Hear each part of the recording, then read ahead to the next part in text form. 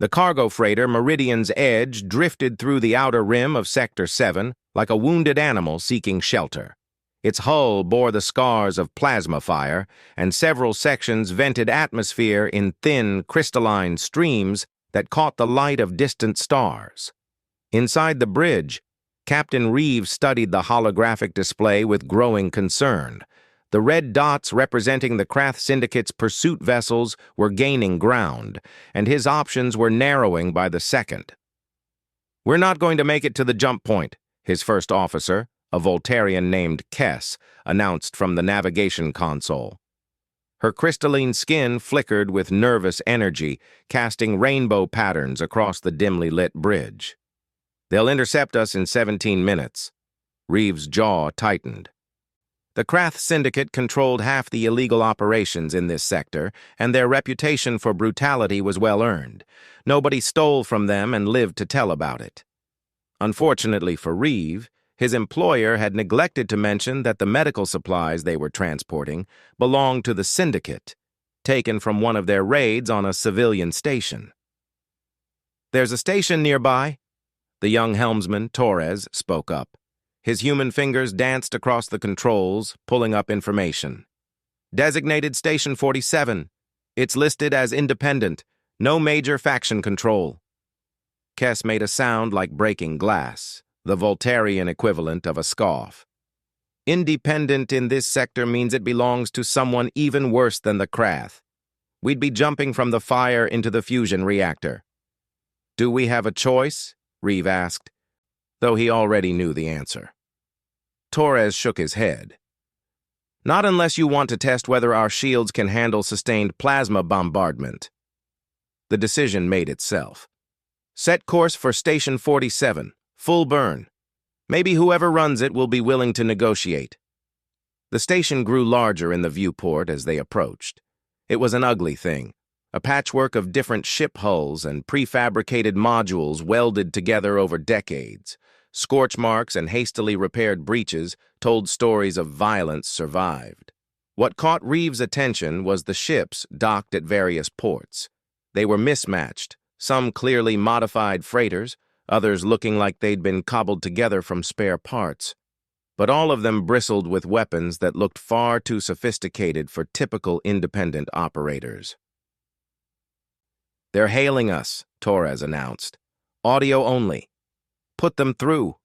A voice crackled over the speakers, male and decidedly human. "Freighter Meridian's Edge, you're approaching private property. State your business or turn around." "We're requesting emergency docking," Reeve replied. "We have hostile vessels in pursuit and need immediate sanctuary." There was a pause. Then, "We're reading 3 Krath Syndicate hunters on your tail. That's interesting. You steal from them?" "That's between us and them." Another pause, longer this time. Reeve watched the Krath vessels closing in on the display. 12 minutes. "Docking Bay 7 is opening for you. Follow the guidance beacons. And, Captain, welcome to Station 47. Try not to cause any trouble." The transmission cut off. "That was too easy," Kess muttered, her skin flashing orange with anxiety. "They didn't even ask for payment or terms." "I noticed," Reeve said. "Stay alert. Torres, take us in carefully and power up the defensive systems just in case." The docking bay was massive, easily large enough to accommodate ships 3 times their size. As the Meridian's Edge settled onto the deck with a metallic groan, Reeve could see figures moving in the shadows beyond the atmospheric containment field. They were armed, that much was certain. The station's atmosphere flooded the bay once they were secured. Through the viewport, Reeve counted at least 20 individuals, all armed with weapons ranging from standard plasma rifles to what looked like military-grade pulse cannons. But what struck him most was their composition. They were human, every single one of them. "I've never seen an all-human crew running a station in this sector," Torres said quietly. "Most stations are multi-species operations." "Neither have I," Reeve admitted. He was human himself, but humans were relatively rare this far out in the galaxy.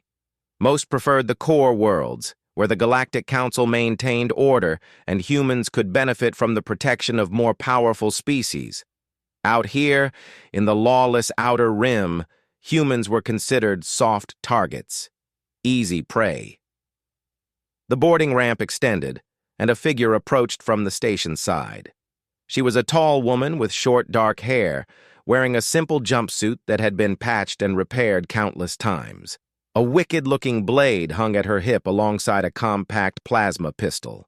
Her eyes, even from this distance, held a calculating intelligence that made Reeve reassess his initial assumptions about this place. "I'm Sarah Chen," she said once she was close enough to be heard without shouting. Her voice carried the flat, efficient tone of someone used to command. "I run security here. The boss wants to meet with you before the Krath arrive." "How long do we have?" Reeve asked as he descended the ramp, Kess and Torres following close behind. 7 minutes, give or take." Chen turned and started walking toward a reinforced door at the far end of the bay. "Better move fast." They followed her through a maze of corridors that seemed to shift between different architectural styles, evidence of the station's piecemeal construction.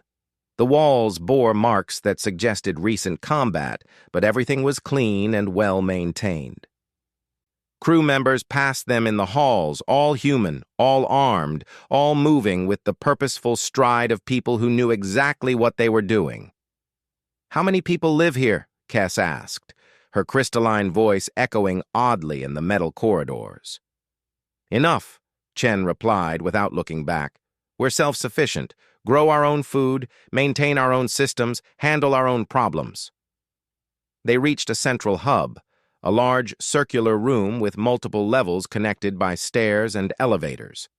Holographic displays showed various parts of the station, including external views where the Krath vessels were now visible, approaching fast. In the center of it all stood a man who could only be the boss Chen had mentioned.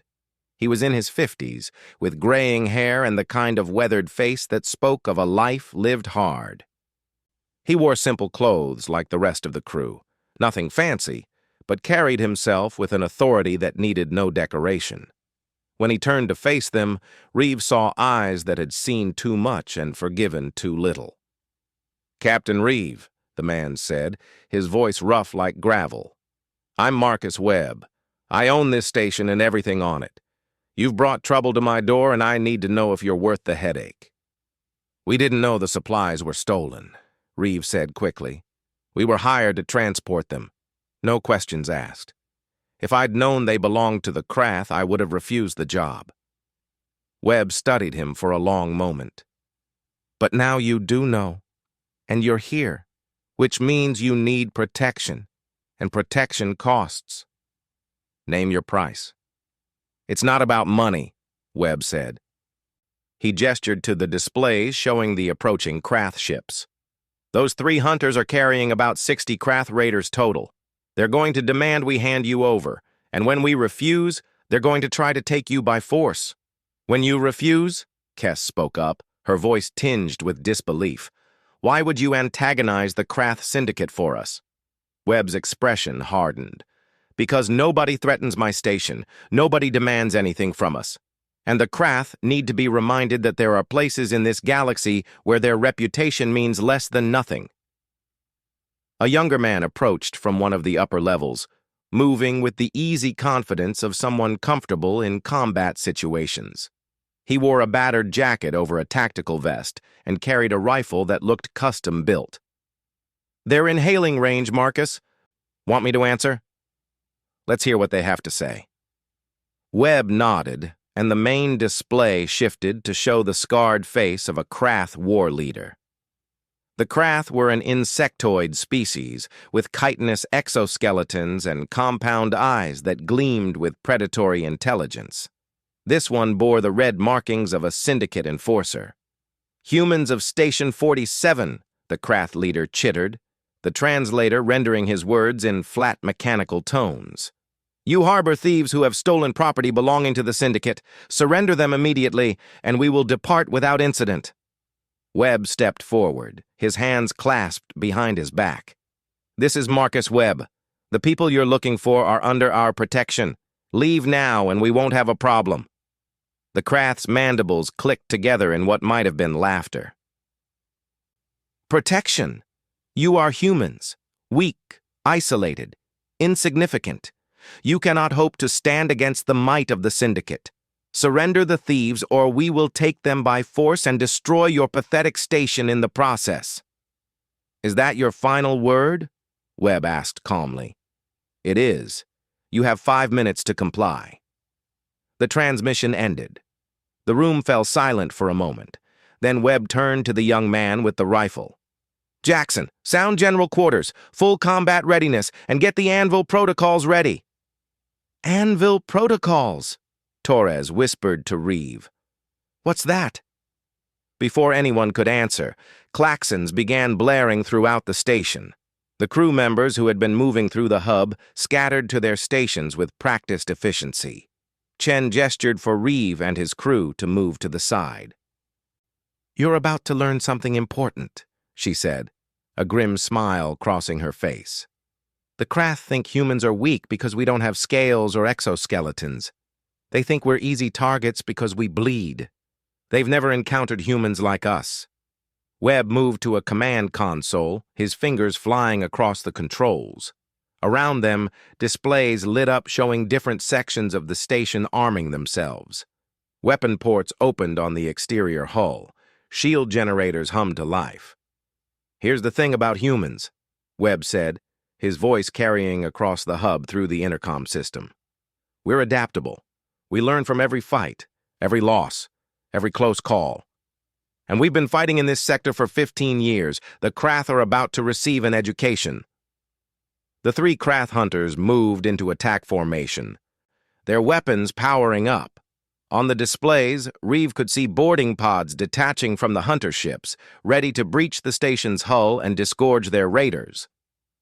Defensive batteries, free fire authorization, Webb commanded. Target their engines first. I want them crippled, not destroyed. They need to be able to limp home and tell the others what happened here. The station opened fire. Reeve had seen ship-to-ship combat before, but nothing like this. The defensive batteries weren't the typical automated turrets most stations used. These were coordinated, precisely aimed weapons firing in patterns that suggested military training. The first volley struck the lead hunter's engines, and the ship listed to one side, trailing plasma. The Krath returned fire, but their weapons splashed harmlessly against the station's shields. The boarding pods launched, but before they could reach the hull, point defense systems erupted across the station's surface. The pods exploded one by one, vaporized before they could deliver their cargo. Second hunter closing to ram, Jackson called out. They're trying to breach Sector 9.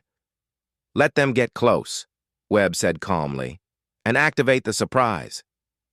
The Krath hunter accelerated, its armored prow aimed at the station's hull. It was a desperate move, a suicide run meant to create a breach large enough for the remaining raiders to exploit. The ship closed the distance, 500 meters, 300, 100.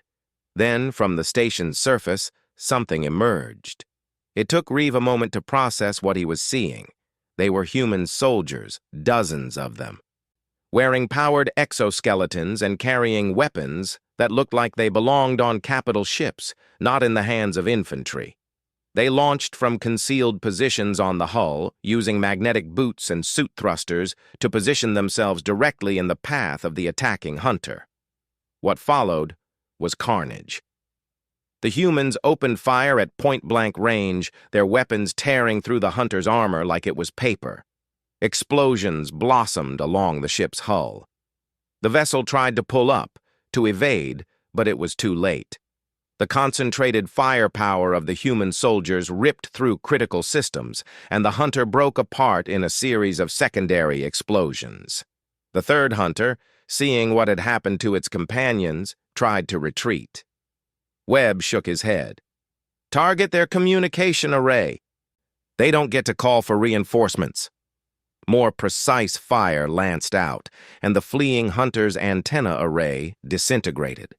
The ship kept running, but it would take it days to reach anywhere it could report what had happened.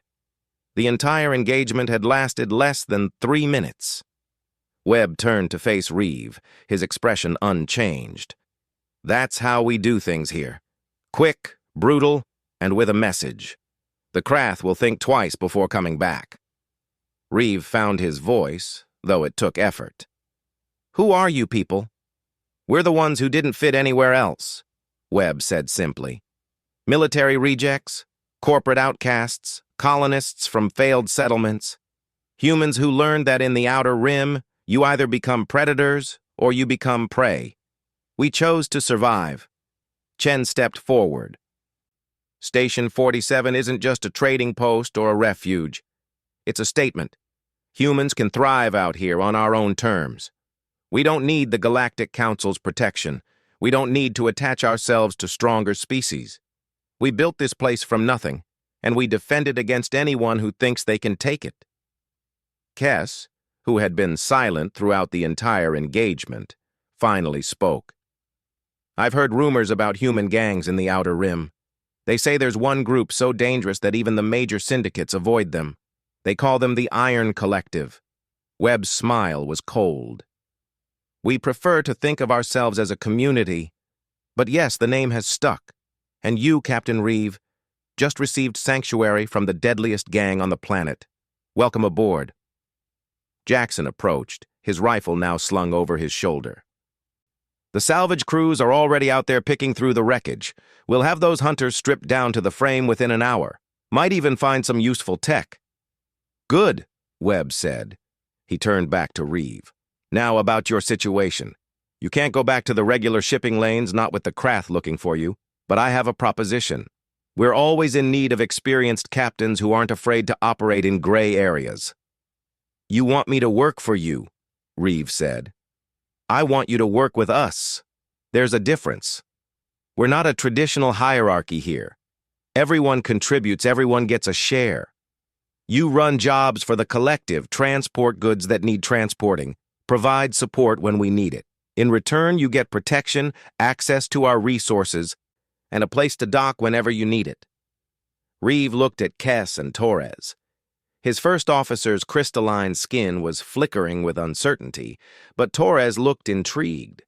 They were trapped either way. The Krath would never stop hunting them, not after this. What kind of jobs are we talking about? Reeve asked. Nothing you haven't done before. Transport runs, occasionally moving people who need to disappear, sometimes providing fire support for operations. We don't deal in slaves, we don't run narcotics that target kids, and we don't work with species that eat sentients. Beyond that, we're flexible.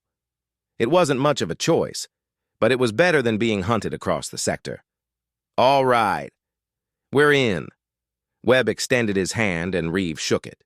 The older man's grip was firm, calloused. Good. Chen will get you set up with quarters and brief you on our operations.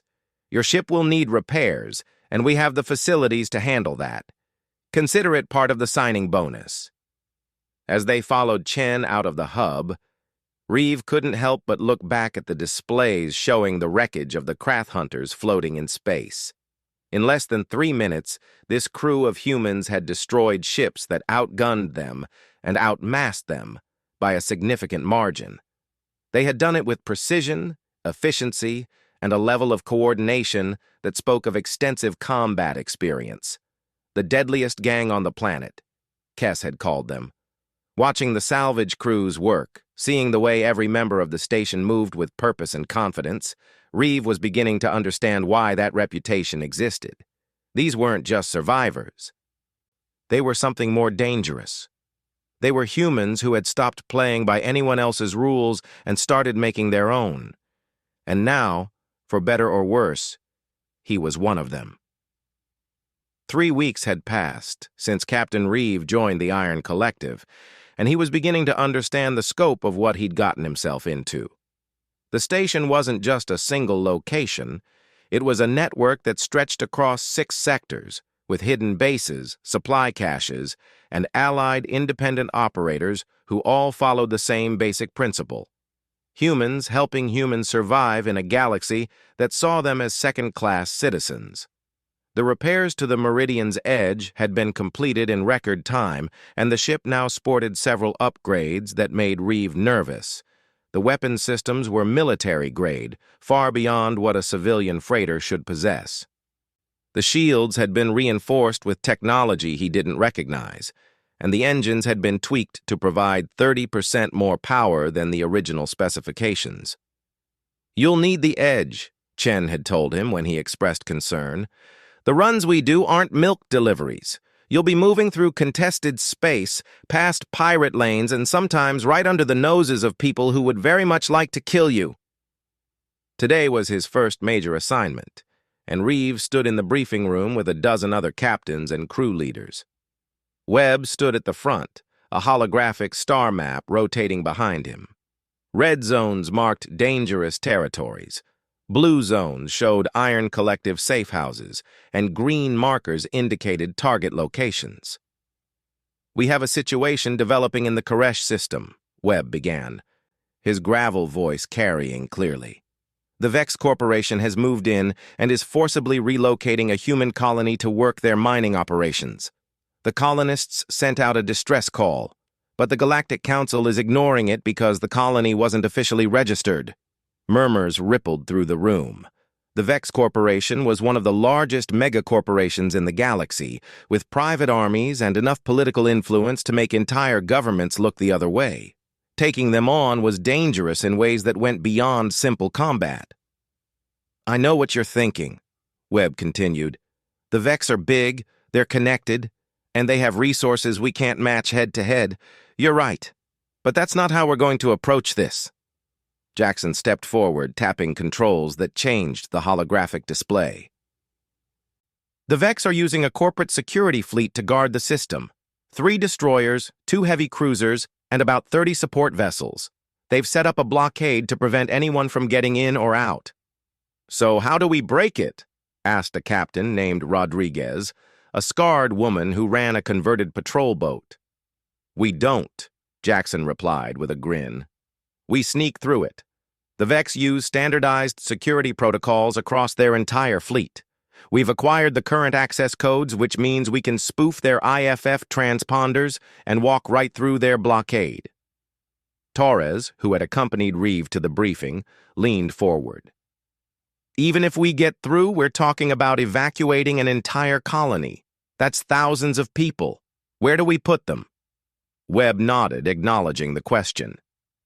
"We've secured temporary housing at 3 different locations. The colony has about 4,000 people. We'll split them up, give them supplies and resources to start over, and help them file the proper paperwork to make their next settlement legitimate.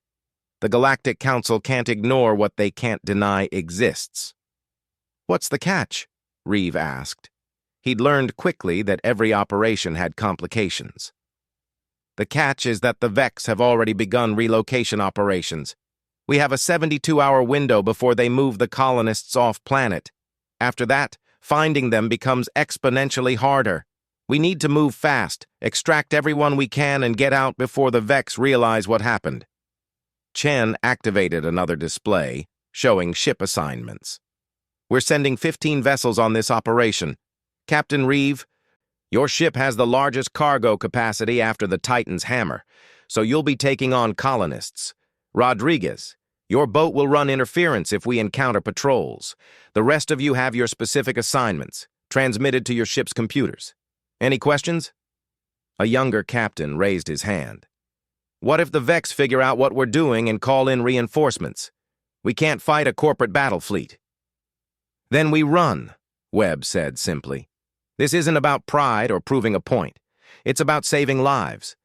If things go wrong, the mission becomes getting as many people out as possible and living to fight another day. Clear?" Everyone nodded. "Good. You launch in 3 hours. Dismissed." The briefing room emptied quickly as captains hurried to prepare their vessels. Reeve found himself walking beside Rodriguez, who had a reputation as one of the collective's most experienced combat pilots. "First big operation?" she asked. "That obvious?" "You've got that look. like you're trying to calculate all the ways this could go wrong." She smiled, though it didn't reach her eyes. "Let me save you some time. Everything will go wrong. Plans fall apart the moment you execute them. The trick is being able to adapt when it happens." "That's reassuring," Reeve said dryly. "It should be. The fact that Webb is sending you on this op means he trusts you. He doesn't waste resources on people who crack under pressure." They reached the docking bays, where crew members were already loading supplies and running final checks on the ships. Kess was overseeing the Meridian's Edge preparations, her crystalline skin glowing with focused energy. "Captain," she greeted Reeve, "all systems are green. The new weapons are calibrated, and I've programmed the Vex access codes into our transponder. We'll read as a corporate transport once we're in their space." "Good work. How do you feel about all this?" Kess paused, considering. "I've spent my life avoiding trouble, following the rules, staying in safe lanes. This is different, riskier. But what the Vex are doing to those colonists is wrong, and the Council's refusal to act makes them complicit. So yes, I'm afraid. But I'm also angry enough to push through it." Torres joined them, carrying a data pad. "I've been studying the Koresh system. The colony is on the second planet, Koresh Prime. The Vex have set up a forward operating base in orbit, using it to coordinate the relocation. If we're going to extract 4,000 people, we need to find a way to delay their security forces." "That's not our job," Reeve said. "We focus on getting people aboard and getting out. The combat ships will handle any interference." 3 hours later, the fleet departed Station 47 in a staggered formation. They would travel separately, using different routes, and only converge once they reached the Koresh system. It was a basic security measure, ensuring that if one ship was intercepted, the others could still complete the mission. The journey took 4 days of jumping between systems, refueling at hidden caches, and constantly monitoring for Vex patrols. Reeve used the time to drill his crew on emergency procedures. If things went bad, every second would count.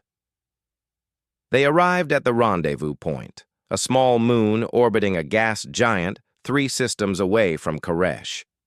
One by one, the other ships appeared, their captains checking in via encrypted channels. Webb's voice came through last, transmitted from the Titan's Hammer, a massive converted colony ship that served as the collective's mobile headquarters when needed. "All vessels accounted for," Webb announced. "Final checks. Everyone's transponders are broadcasting Vex credentials?" A chorus of confirmations came back. "Good. We jump in 30 minutes. Remember, we're not here to fight. We're here to extract civilians and disappear. Speed and precision. Webb out." The next 30 minutes crawled by. Reeve found himself checking and rechecking systems, even though he knew everything was ready. Torres sat at the helm, his fingers drumming nervously on the console. Kess monitored communications, her crystalline face reflecting the blue glow of her screens. "Jump in 10 seconds, Torres announced. 5, 4, 3, 2, 1, jumping. Space twisted, and the Meridian's Edge emerged in the Koresh system, along with 14 other vessels. Immediately, their sensors lit up with contacts. The Vex blockade was exactly where intelligence had said it would be, a cordon of military vessels surrounding the inner planets. "We're being scanned," Kess reported. "Transponder is responding automatically. They're accepting our credentials." A Vex destroyer altered course slightly, moving to intercept their formation. Reeve's hand hovered near the weapons controls, but Webb's voice came through on the command channel. "Hold steady. Let them look." The destroyer pulled alongside the Titan's Hammer, close enough that Reeve could see weapons ports tracking their movement. A tense minute passed. Then the destroyer peeled away, returning to its patrol route. "We're through," Jackson's voice crackled. "All ships, proceed to designated approach vectors. Nice and easy." They descended toward Koresh Prime, a rocky world with minimal atmosphere in the equatorial regions where the colony had been established. From orbit, Reeve could see the settlement, a sprawl of prefabricated buildings and converted cargo containers that humans had somehow transformed into homes. Nearby, the Vex forward operating base loomed like a steel vulture, its landing pads filled with security shuttles. "Contact!" Torres said suddenly. "Multiple shuttles lifting off from the Vex base. They're heading toward the colony." "They're starting another relocation sweep," Chen's voice came through. "All extraction teams, move now. We've just lost our time cushion."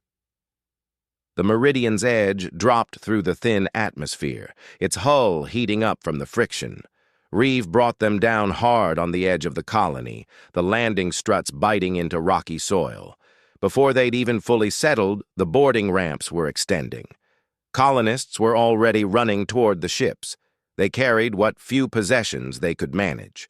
Children clutched in arms, elderly helped along by younger family members. The desperation in their faces hit Reeve harder than he'd expected. These were people who had tried to build something new, to escape the overcrowded core worlds and the rigid hierarchies of galactic council space. And now they were being torn from their homes by corporate greed. Chen and a team of Iron Collective security personnel had set up a perimeter, directing the flow of evacuees. "Keep moving. Don't stop. Don't hesitate. We've got transport for everyone." A young girl, no more than 7, stopped at the base of the ramp and looked up at Reeve. "Are you really going to save us?" He knelt down to her eye level. "Yes. We're getting everyone out. I promise." Her mother pulled her along, tears streaming down her face. "Thank you. God, thank you." The hold filled rapidly with frightened, exhausted people. Reeve's crew moved among them, offering water, blankets, whatever comfort they could provide in the cramped space. Outside, the Vex shuttles were landing, disgorging security forces in corporate body armor. "Contact!" one of Chen's people shouted. "Vex security moving on our position!" Plasma fire erupted across the colony grounds. The Vex security forces weren't expecting resistance, and the Iron Collective fighters cut down the first wave before they could establish a defensive position. But more shuttles were coming, and the element of surprise wouldn't last. "Reeve, you're at capacity," Webb's voice cut through the chaos. "Lift off now. There are still people running toward us, and if you stay, everyone aboard dies.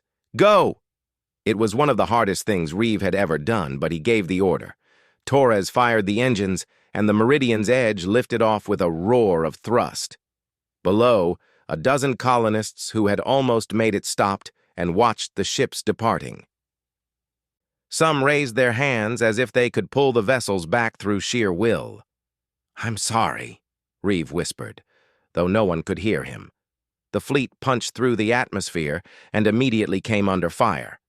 The Vex destroyers had realized something was wrong and were moving to intercept.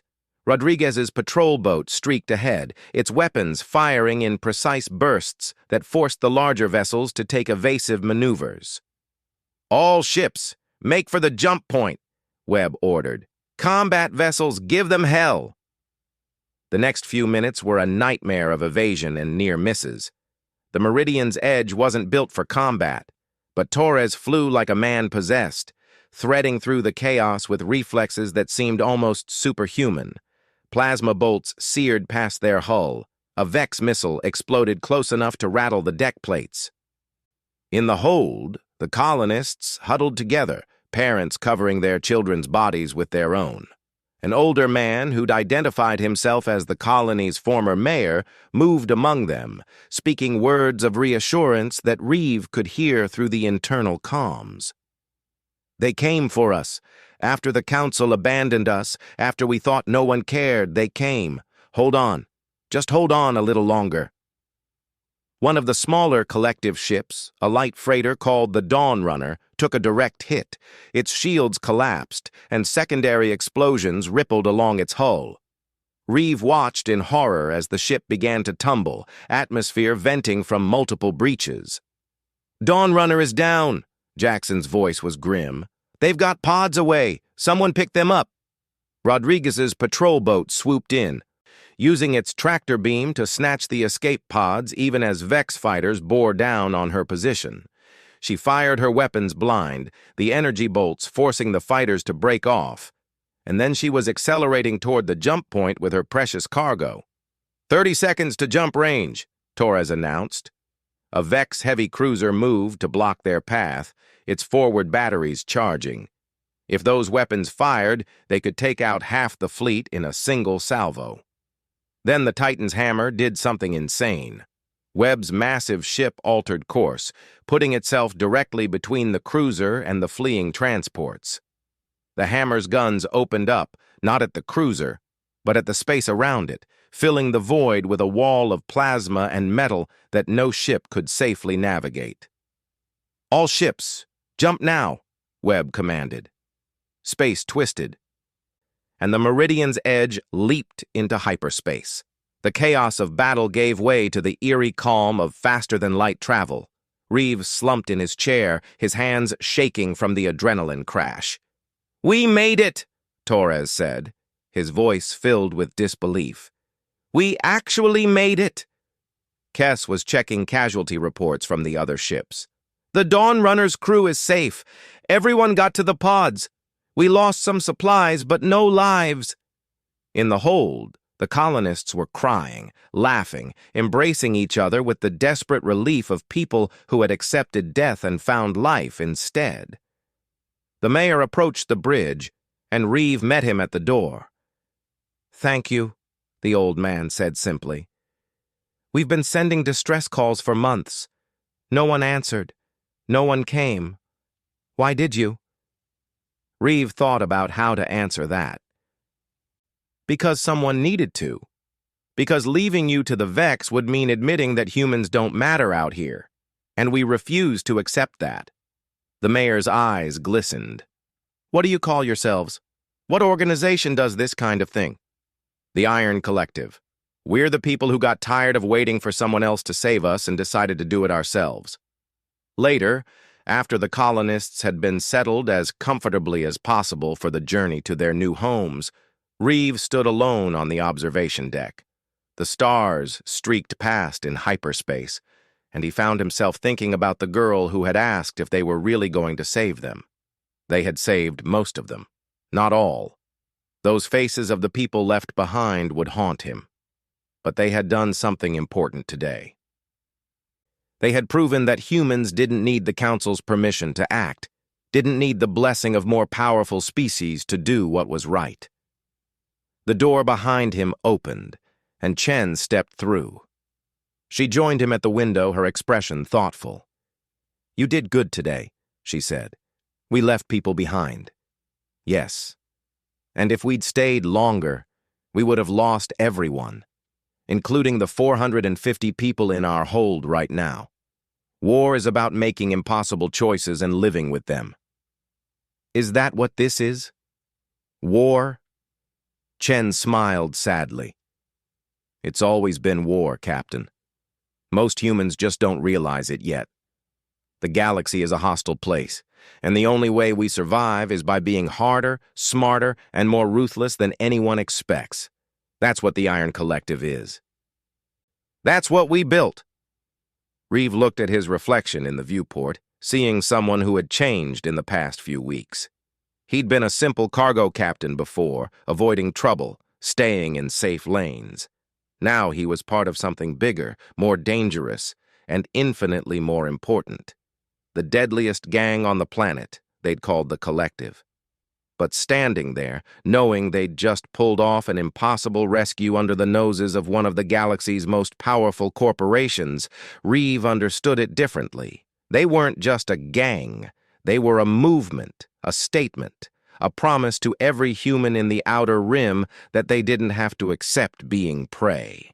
And as the stars streaked past and the rescued colonists slept safely in the hold below, Reeve felt something he hadn't experienced in years, pride in what humans could accomplish when they refused to back down. The Vex Corporation's response came faster than anyone expected. 2 weeks after the Koresh Prime evacuation, intelligence reports started flooding into Station 47. The corporation had put bounties on every captain involved in the operation, hired mercenary groups to hunt for the Iron Collective's bases, and sent diplomatic missions to convince the Galactic Council that the Collective was a terrorist organization that needed to be eliminated. Reeve sat in the command hub with Webb, Chen, Jackson, Rodriguez, and half a dozen other senior members of the Collective. The holographic display showed their network of safe houses and allied stations, with red indicators appearing at an alarming rate as Vex forces closed in. "They've found the Obsidian Post," Jackson reported grimly. The Obsidian Post was a small refueling station in Sector 9, home to about 200 Iron Collective members and their families. "Mercenaries hit it 6 hours ago. We lost 40 people before they managed to evacuate." Webb's jaw tightened, but his voice remained steady. "Where did the survivors go?" "They scattered to backup locations, but they're scared. Some are talking about leaving the Collective entirely, trying to blend back into normal society." "Can't blame them," Rodriguez muttered. "The Vex have deep pockets. They can afford to keep hunting us forever." "They can try," Webb said, "but we're not backing down. The moment we show weakness, every corporation and syndicate in the Outer Rim will see us as easy targets. We've spent 15 years building our reputation. I'm not throwing that away because one megacorp got embarrassed." Chen leaned forward, her expression calculating. "Then we need to hit back, hard. Make it clear that coming after us costs more than leaving us alone." "What did you have in mind?" Webb asked. She tapped controls, bringing up schematics of a massive structure orbiting a gas giant. "The Vex Central Processing Facility in the Helion system. It handles data management for their entire Outer Rim operations. Financial records, security protocols, personnel files, everything." Torres, who had been quietly observing from the back of the room, spoke up. "You want to rob them?" "I want to cripple them," Chen corrected. "We steal their data, expose their illegal operations, and sell the financial information to their competitors.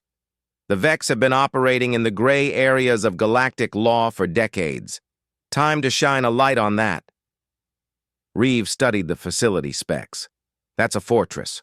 Multiple layers of shields, automated defense platforms, and a security force that would make a military installation jealous. How do we even approach it?" Jackson grinned. "Same way we got through the Koresh blockade. We don't fight our way in. We walk through the front door." Over the next several days, the plan took shape. It was audacious to the point of insanity, which was probably why it might actually work. The Vex were powerful, but they were also arrogant. They had never faced an opponent that understood human ingenuity the way the Iron Collective did. The key was an inside contact, a former Vex employee named Dr. Sarah Martinez, who had defected to the Collective after witnessing corporate atrocities firsthand. She still had valid access credentials, though they would only work for a limited time before security flagged them. "I can get a small team into the facility," Martinez explained during the briefing. She was a thin woman in her 40s with tired eyes that suggested too many sleepless nights. "But once you're inside, you'll need to move fast. The data cores are physically isolated from external networks, which means you'll need to access them directly." "How much time are we talking?" Reeve asked. 30 minutes, maybe 40 if security is having a slow day. After that, their systems will detect the intrusion and lock down everything. You'll be trapped inside with an entire security division between you and the exit." Webb looked around the room. "I need volunteers. This is high risk, possibly suicide. No one will think less of anyone who sits this out." Every hand in the room went up. Webb smiled, the first genuine smile Reeve had seen on the man's face. "All right then. Chen, pick your team. Reeve, your ship will be the extraction vessel. Rodriguez, you'll run interference in case things go loud.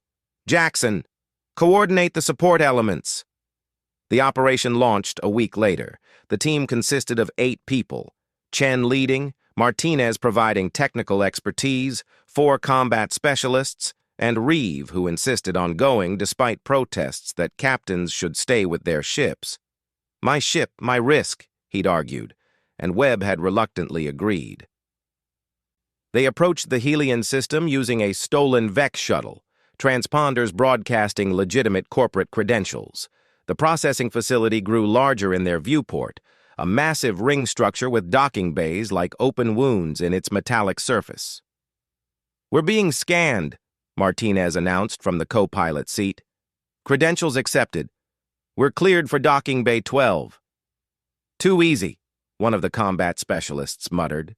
Her name was Cho, and she carried enough weapons to start a small war. "It won't stay easy," Chen said. "Everyone remember the plan. We get in, copy the data, and get out. No heroics, no unnecessary risks. Clear?" They docked without incident. The bay was massive, designed to handle corporate transport ships 10 times their size. Workers moved through the space, loading and unloading cargo with the mechanical efficiency of people who had done the same job 10,000 times. Martinez led them through security checkpoints, her credentials opening doors that would otherwise have been impenetrable. They moved like they belonged, like they had every right to be there. The key to infiltration, Chen had taught them, was confidence. Act like you're supposed to be somewhere, and most people won't question it. They reached the data core access level without raising any alarms. The corridor was empty, sterile white walls broken only by security cameras that Martinez assured them were displaying looped footage. "This is it," Martinez said, stopping at a reinforced door. "Beyond here is the main data core. I can get us in, but once those doors open, we're on a timer." Chen nodded. "Everyone ready?" Reeve checked his weapon, a compact plasma rifle that felt alien in his hands. He was a pilot, not a soldier, but recent weeks had taught him that sometimes those distinctions didn't matter. The door slid open, revealing a cathedral of technology. Data servers stretched in rows like mechanical trees, their lights blinking in patterns that suggested vast computations happening in microseconds. The air hummed with electromagnetic energy. "There," Martinez pointed to a central access terminal. "That's what we need." They moved quickly, Martinez's fingers flying across the terminal while the combat specialists established a perimeter. Reeve watched the door they'd entered through, acutely aware that any second could bring security forces crashing down on them. "How long?" Chen asked quietly. 10 minutes to copy everything, 15 to be safe." Alarms began blaring before she'd finished speaking. "Contact!" Cho shouted, raising her rifle toward the far end of the data core. Security forces were emerging from a hidden entrance, heavily armored and carrying weapons that could tear through personal shields. "Keep working," Chen ordered Martinez. She moved to join the combat specialists, her own rifle barking as she laid down covering fire. The data core erupted into chaos. Energy bolts seared through the air, striking servers and causing cascading electrical failures. Vex security forces advanced behind shield walls, a tactic designed to overwhelm light resistance. But the Iron Collective team wasn't light resistance.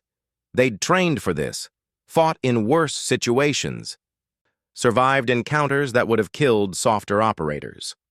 Cho threw a device that exploded into an electromagnetic pulse, dropping the security forces' shields. The combat specialists poured fire into the exposed enemies with ruthless efficiency. "I need 5 more minutes," Martinez shouted over the sound of gunfire. "You've got 3, Chen replied, dropping a smoke grenade that obscured their position. "Reeve, get to the shuttle! Start the engines!" "I'm not leaving without everyone." "You're leaving when I tell you to leave, Captain. That's an order." Another wave of security forces emerged, this time with heavy combat mechs. The mechanical units stood 3 meters tall, armored like tanks and armed with weapons that could level buildings. One of the combat specialists went down, his shields overloaded by concentrated mech fire. "Man down!" Cho grabbed the fallen soldier and dragged him behind cover. "His shields are gone, but he's alive!" 2 minutes! Martinez's voice was strained. "The system's fighting me. They've activated countermeasures." Reeve made a decision that went against every instinct for self-preservation. He sprinted across the data core using server rows for cover and reached Martinez's position. "What do you need?" "I need time." "Then take it." He raised his rifle and opened fire on the advancing mechs. His shots were barely scratching their armor, but he didn't need to destroy them. He just needed to slow them down. One of the mechs turned its attention to him, its weapons tracking his position. Reeve threw himself behind a server bank as plasma fire tore through the space where he'd been standing. The heat was intense, melting metal and filling the air with toxic smoke. "Got it!" Martinez pulled a data chip from the terminal. "We've got everything." "Fall back," Chen ordered. The combat specialists laid down suppressive fire while everyone retreated toward the exit. The wounded soldier was being carried between two teammates, his breathing labored but steady. They hit the corridor at a dead run, alarms blaring throughout the facility. Behind them, the mechs smashed through the data core doors, their footsteps shaking the floor. Ahead, more security forces were converging on their position. "Rodriguez!" Chen shouted into her comm. "We need that extraction now!" "Working on it!" Rodriguez's voice crackled back. "The facility's locked down tighter than a corporate vault. Give me 90 seconds. They didn't have 90 seconds. The security forces opened fire, and the corridor became a killing field. Chen went down, a plasma bolt catching her in the shoulder. She rolled behind cover, her face twisted with pain, but her weapon still firing. Reeve reached her position, grabbing her good arm. "Can you move?" "Not fast enough. Go." "Not happening." Cho appeared on Chen's other side. "Save the heroic speeches. We're all getting out of here, or none of us are." She hauled Chen to her feet with strength that belied her smaller frame. "Move!" They burst into the docking bay to find chaos. Rodriguez had crashed her patrol boat through the facility's shields, and now she was trading fire with defensive platforms while hovering near their shuttle. The Meridian's edge was visible through the bay's atmospheric field, its weapons firing in support. "Everyone aboard!" Reeve shoved Martinez toward the shuttle. The combat specialists followed, carrying their wounded teammate. Cho helped Chen up the ramp while Reeve provided covering fire. Plasma bolts struck the shuttle's hull, scorching armor but not penetrating. Reeve scrambled aboard as the ramp was closing, the shuttle lifting off before he'd even found a seat. "Hold on!" Martinez shouted from the pilot's position. She threw the shuttle into a violent barrel roll that avoided a missile by centimeters. They shot through the atmospheric field and into open space, where the Meridian's edge immediately swooped in to provide cover. "All ships, jump now!" Webb's voice came through the comm. "The facility's calling in reinforcements." The shuttle docked with the Meridian's edge in a maneuver that would have terrified Reeve a month ago, but now seemed routine. The moment the docking clamps engaged, Torres jumped the ship into hyperspace. In the shuttle bay, medics were already working on the wounded. Chen's shoulder injury was serious but treatable. The combat specialist who'd been hit by the mech had suffered major burns and a concussion, but he would survive. Martinez clutched the data chip like it was the most precious thing in the galaxy. "We got it. All of it. The Vex Corporation's dirty secrets, all stored on this little piece of technology." Webb appeared via holographic projection, his face showing satisfaction. "Good work, people. Chen, get yourself patched up. Martinez, start analyzing that data. I want to know exactly what we're dealing with before we decide how to use it." Over the next few days, as the Meridian's edge made its way to a secure location, Martinez worked around the clock, decrypting and cataloging the stolen information. What she found was explosive. "The Vex has been manipulating colonial applications for years," she explained during a briefing attended remotely by dozens of collective cells. "They deny legitimate colonies, then move in and forcibly employ the settlers for their operations. They've done this to hundreds of human settlements across the Outer Rim. There's more," she continued, pulling up financial records. They've been embezzling funds from the Galactic Council's humanitarian aid programs. Billions of credits meant for disaster relief and colony support have been diverted to corporate accounts. Webb leaned back in his chair, his expression thoughtful. This is bigger than we realized. If we release this information, it won't just hurt the Vex. It'll cause a political earthquake across Council space. So what do? Jackson asked. We do what humans do best, Webb said. We adapt. We take this information and we use it to change the game. Chen, coordinate with our media contacts. I want this information leaked simultaneously across 100 different channels. Make it impossible to contain. What about the bounties? Rodriguez asked. The Vex still has every mercenary group in the sector looking for us. Webb smiled coldly. After this information goes public, the Vex will have bigger problems than us. Their stock will crash, their contracts will be investigated, and their executives will be too busy defending themselves in council courts to worry about revenge. The data release happened 3 days later. Within hours, it was everywhere. News services across the galaxy picked up the story. Council investigators opened formal inquiries. Vex Corporation's stock plummeted by 40% in a single day. More importantly, human colonies across the Outer Rim started organizing. They reached out to the Iron Collective, asking for help, offering support, wanting to join the network. The collective wasn't just a gang anymore. They were becoming a movement. Reeve stood on the observation deck of Station 47, watching ships come and go in unprecedented numbers. The station was expanding, new modules being added to accommodate the growth. Down in the docking bays, captains from newly affiliated independent operations were receiving briefings on collective operations. Chen joined him, her arm in a sling but otherwise recovered. Crazy how fast things can change. We kicked the hornet's nest, Reeve observed. The Vex won't be the only ones coming after us now. Every corporation that's been exploiting human settlers will see us as a threat. Good. Let them come. We'll be ready. You really believe that? That we can stand against mega corporations, criminal syndicates, and anyone else who wants to stop us? Chen looked out at the bustling station. A year ago, this place was barely surviving. We had a few ships, a couple hundred people, and enemies on all sides. Now look at us. We've got thousands of members across dozens of systems. We just humiliated one of the galaxy's most powerful corporations and lived to tell about it.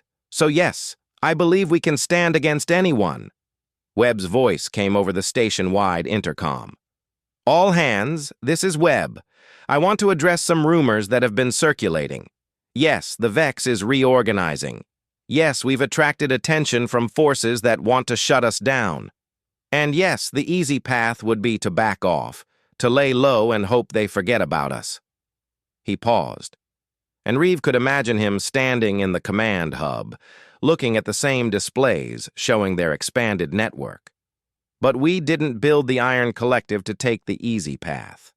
We built it because humans in the Outer Rim were tired of being victims, tired of being exploited, ignored, and treated like second-class citizens in our own galaxy. Every time someone asks why we keep fighting, why we keep taking these risks, I think about the 4,000 people we pulled out of Koresh Prime. I think about every settlement we've helped, every life we've saved, every small victory we've won against impossible odds. His voice grew stronger, more passionate. The galaxy thinks humans are weak. They think we're soft, that we need protection, that we can't survive without the Council's blessing or corporate sponsorship. But we've proven them wrong. Every operation we complete, every threat we overcome, every time we refuse to back down, we prove that humans don't need anyone's permission to be strong. Across the station, in every corridor and bay and common area, people stop to listen. So let the Vex come. Let the syndicates and corporations and anyone else who thinks they can push us around come. We'll show them what the deadliest gang on the planet can do. We'll show them that humans, when we stand together, are a force that can't be ignored or dismissed or destroyed. We are the Iron Collective, and we don't break. We don't bend. And we sure as hell don't surrender. The speech ended, but its effects rippled through the station like a shockwave. People stood straighter, moved with more purpose, looked at each other with renewed determination. Torres appeared beside Reeve and Chen, his face animated with excitement. "Did you hear that? We're not just surviving anymore. We're actually winning." "One battle at a time," Reeve cautioned, but he felt it too. The shift in momentum, the sense that something significant was happening. Chen's comm unit chimed. She read the message and smiled. "The Vex just recalled all bounties. They're too busy with damage control to worry about revenge. We won." "For now," Reeve said. "But this won't be the last fight." "No," Chen agreed. "But maybe that's the point. Maybe we're not supposed to find peace or safety. Maybe we're supposed to keep fighting, keep proving that humans belong out here, keep showing the galaxy that we're not going away." Reeve thought about the journey that had brought him here. A simple cargo captain trying to avoid trouble, he'd stumbled into the deadliest gang on the planet and discovered something he hadn't known he was missing: purpose. The Iron Collective wasn't just about survival. It was about defiance, about refusing to accept the limitations others tried to impose. "You know what the funny thing is?" Torres said, looking out at the stars. "When I was growing up, I wanted to be safe. I wanted a quiet life, a stable job, no excitement. Now look at me. Part of a criminal organization, fighting corporations and syndicates, risking my life on a regular basis." "You regret it?" Chen asked. Torres considered the question seriously. "Not even a little bit. This is the first time in my life I've felt like what I do actually matters." That sentiment seemed to capture the essence of the Iron Collective. They were people who had found meaning in resistance, who had discovered that sometimes the most important thing you can do is refuse to accept the world as it is and fight to make it something better. More ships arrived at Station 47 over the following weeks. Some brought supplies. Others brought news of Vex facilities being investigated by council authorities. A few brought refugees from other troubled settlements, people who had heard what the collective did and came seeking help. Each new arrival was screened carefully, welcomed cautiously, and integrated into the growing network. The Iron Collective was evolving, becoming more than just a loose confederation of independent operators. They were developing structure, organization, long-term plans. Webb called another meeting, this time including representatives from affiliated groups across multiple sectors. "We need to talk about the future. The Vex situation showed us both our strengths and our vulnerabilities. We can't keep operating purely reactively. We need to be proactive, to build something that can last." Jackson brought up a new holographic display, showing proposed changes to their organizational structure. "We're suggesting regional coordinators, better communication networks, shared resources pools, nothing that compromises our independence, but enough structure to coordinate larger operations." The discussion went on for hours, sometimes heated, always passionate. These were people who valued their freedom, who had joined the collective specifically to escape rigid hierarchies. Finding the balance between organization and autonomy was challenging. In the end, they reached a consensus. The Iron Collective would remain decentralized but with better coordination. Each cell would maintain operational independence, but major decisions would be made collectively through representative councils. Resources would be shared more efficiently, intelligence would flow more freely, and responses to threats would be faster. It wasn't perfect, but it was progress. Reeve found himself appointed as one of the regional coordinators, responsible for overseeing operations in 3 sectors. It was a responsibility he'd never sought, but one he found himself accepting with surprising determination. "You've changed," Kess observed one evening as they reviewed supply manifests for their region. "When we first arrived here, you were scared, uncertain. Now you sound like a leader. I'm still scared, Reeve admitted. But fear doesn't matter as much as it used to. What matters is what we're building here. These people need someone to believe in, to show them that resistance is possible. And you think you can be that person? I think I have to try. We all do. That's what the collective is about. Not waiting for heroes or saviors, but becoming them ourselves. Months passed. The Iron Collective grew stronger, more organized, more capable. They completed operations that would have been impossible before, helped settlements across dozens of systems, and established a reputation that made even the major powers think twice before targeting human colonies. But success brought new challenges. The Galactic Council began paying attention, not all of it positive. Some council members saw the collective as a stabilizing force in the Outer Rim. Others viewed them as dangerous vigilantes who needed to be controlled. The debate raged in council chambers while the collective continued their work. Webb remained philosophical about the attention. Let them argue, let them worry. As long as they're talking about us, they're not ignoring the problems we're solving. And maybe, just maybe, some of them will realize that humans don't need the Council's permission to protect our own. Reeve stood on the bridge of the Meridian's edge, preparing for another run to assist a struggling colony in Sector 11. His crew had expanded, new members joining who shared the collective's vision. Torres had been promoted to first officer, his natural leadership abilities finally being recognized. Kess remained at navigation, her analytical mind invaluable for planning complex operations. Course plotted, Kess announced. Jump in 30 seconds. Reeve looked at the holographic display showing the Iron Collective's network. From a single station, they had grown into something that spanned a significant portion of the Outer Rim. Thousands of people, hundreds of ships, dozens of bases, all united by a simple belief. Humans deserved better than what the galaxy had offered them. Captain? Torres prompted. Ready to jump? Reeve smiled. Always. Let's go show them what the deadliest gang on the planet can do. The Meridian's edge jumped into hyperspace, just one ship among many, all carrying the same message to anyone who would listen. Humanity's time as prey was over. The Iron Collective had shown that humans could be predators, protectors, and pioneers all at once.